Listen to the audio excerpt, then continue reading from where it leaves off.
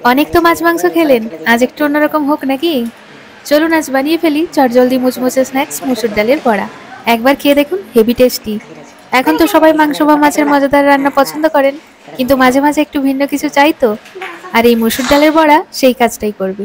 সত্যি বলতে মুসুর ডাল তো সবাই রান্না করেন, কিন্তু যদি একে একটু ভিন্নভাবে তৈরি করা যায় তাহলে স্ন্যাক্স হয়ে ওঠে অসাধারণ। খুব সহজেই 10 মিনিটেই বানিয়ে নেওয়া যায় মুচমুচে বড়া। বিশ্বাস করবেন না, তবে খেলে বুঝবেন একটু ভিন্ন হলেও স্বাদে কম্প্রোমাইজ হয়নি। চায়ের সঙ্গে বা সন্ধ্যার নাস্তায় এই বড়া একদম পারফেক্ট। এমন মজার রেসিপির জন্য চ্যানেলটি সাবস্ক্রাইব করতে ভুলবেন না। আরও মজার রেসিপির টিপস এবং ট্রিক্স পেতে ফলো করুন। চলুন তাহলে রেসিপিটা শুরু করা যাক। প্রথমেই আমি পরিমাণ মতো মুসুর ডাল নিয়ে নিয়েছি। এবার ভালো করে ধুয়ে নিচ্ছি।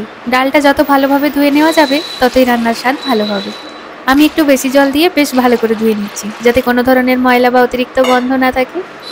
জল একদম পরিষ্কার না হওয়া পর্যন্ত আমি এটা ধুয়ে নেব। যখন জলটা পরিষ্কার হয়ে যাবে তখন আমি ডালটাকে কিছুক্ষণের জন্য ভিজিয়ে রেখে দেবো। এই ভিজিয়ে রাখাটা একেবারে গুরুত্বপূর্ণ না হলেও যদি ডাল একটু ভিজিয়ে রাখা যায় তাহলে পরবর্তী সময়ে তা পেস্টে পরিণত করা অনেক সহজ হয়ে যাবে। ভিজিয়ে রাখলে ডালটা নরম হয়ে যায়, যার ফলে বড়ার পেস্ট তৈরি করার সময় কোনো ঝামেলা হয় না। যদি হাতে সময় না থাকে তাহলে ডালটা না ভিজিয়েও ব্যবহার করা যাবে, কিন্তু যদি একটু ভিজিয়ে রাখতে পারেন তবে এটি পেস্ট হওয়ার প্রক্রিয়াটা অনেকটা মসৃণ হয়ে যায়। এখন একটি মিডিয়াম সাইজের পেঁয়াজ নিয়ে খুব ভালো করে মিহি করে কুচিয়ে নিচ্ছি। পেঁয়াজের ফ্লেভার আর টেক্সচার বড়ার জন্য খুবই গুরুত্বপূর্ণ, তাই একদম মিহি করেই কুচিয়ে নিচ্ছি। যাতে মিশে যাওয়ার সময় কোনো ঝামেলা না হয়, পেঁয়াজ ভালোভাবে কুচিয়ে নিলে বড়া একদম ঠিকভাবে মিশে যায় আর স্বাদটাও একদম নিখুঁত হয়। এছাড়াও দুটো কাঁচা লঙ্কা কুচিয়ে নিচ্ছি।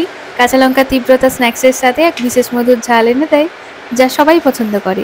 তাই পেঁয়াজের সাথে কাঁচা লঙ্কা মিশিয়ে ভালোভাবে কুচিয়ে নিয়েছি, যাতে বড়ার মিশ্রণে সঠিক পরিমাণে ঝাল আসে। এদিকে ডালটা ভালোভাবে ভিজে বেশ ফুলে উঠেছে। এখন আমি ধীরে ধীরে জলটা ঝরিয়ে নিলাম, যাতে অতিরিক্ত জল না থাকে। জল ঝরিয়ে নেওয়ার পর ডালটিকে মিক্সিতে দিয়ে দেব। এছাড়াও মিশ্রণে আমি কয়েক কোয়া রসুন যোগ করছি। রসুনের গন্ধ ও স্বাদ বড়ায় এক দারুণ গভীরতা এনে দেয়, যা স্ন্যাক্সটিকে আরও মজাদার করে তোলে।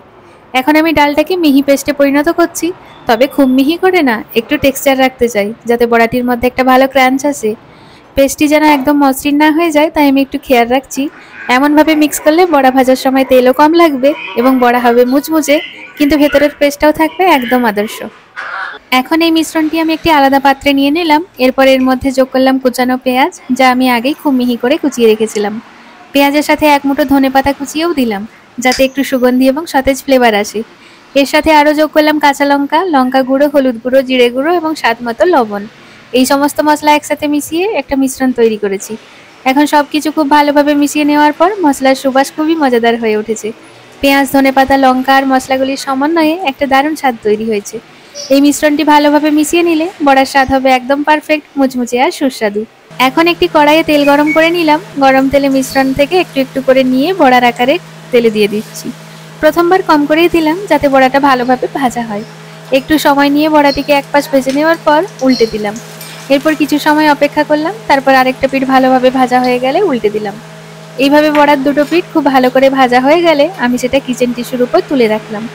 এইভাবে একে একে সব বড়া তেলে ভেজে তুলে নিতে হবে, এতে সবগুলো বড়া একদম মুচমুচে এবং সুস্বাদু হয়ে যাবে। সবগুলো বড়া একে একে ভেজে তোলা হয়ে গেলে এবার আমি একটা আলাদা পাত্রে সেগুলো সাজিয়ে নিলাম। একদম সুন্দর করে একটার পর একটা বড়া রেখে দিলাম, দেখলেই যেন খেতে ইচ্ছে করছে। পাশে রাখলাম একটু টমেটো সস, যা এই বড়াটার সঙ্গে একদম পারফেক্ট কম্বিনেশন। আর সঙ্গে যদি 1 কাপ গরম চা থাকে তাহলে তো আর কোনো কথাই নেই।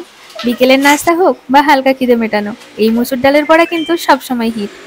রেসিপিটা যদি ভালো লেগে থাকে তাহলে অবশ্যই একটা লাইক দিয়ে দেবেন আর কমেন্টে জানাবেন কেমন লাগলো। এমন সহজ আর মজাদার রান্না পেতে চাইলে সাবস্ক্রাইব করতে ভুলবেন না। আবার দেখা হবে পরের রেসিপিতে। ভালো থাকবেন, সুস্থ থাকবেন। আজকের মতো টাটা।